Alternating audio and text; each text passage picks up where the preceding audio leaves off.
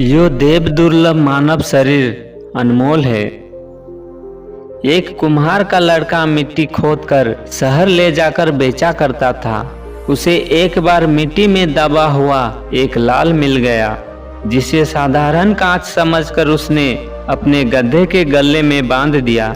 देवयोग से एक जोहरी की उस पर एक दिन नजर पड़ी तो उसने उससे कहा कि यो गधे के गले में बंधे हुए कांच के टुकड़े को बेचोगे?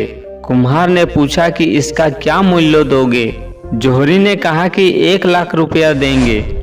कुम्हार ने सोचा कि या तो यो आदमी झांसी कर रहा है या फिर यो कोई बहुत कीमती चीज है जो यो 1 लाख रुपया देने को तैयार है।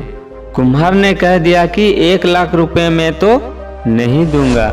जोहरी ने बढ़ाकर 5, 10, 20 लाख और फिर करोड़ों रुपया देने को तैयार हो गया। तब कुम्हार ने सोचा कि इतने रुपए देने को तैयार है कि मेरी कितनी ही पीढ़ियां भी ना खा सकेगी। तो उसने कहा कि हाँ, तब तो दे दूंगा। जोहरी ने अपने पास का सारा रुपया दे दिया।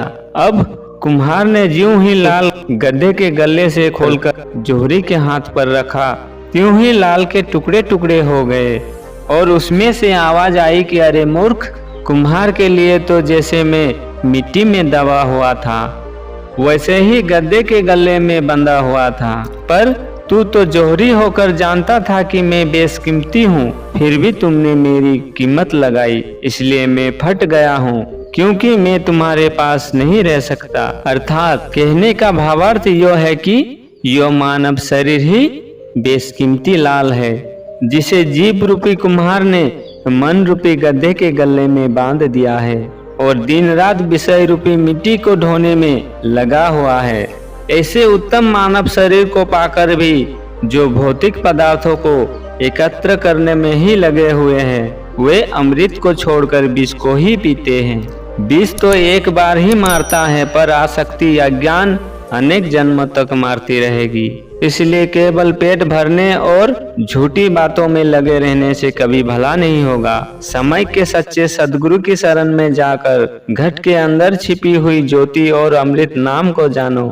इस मानव शरीर से तन मन धन से सेवा करके सद्गुरु की आत्मा को प्रसन्न करो और अपने इस लोक और परलोक दोनों को सुधारो।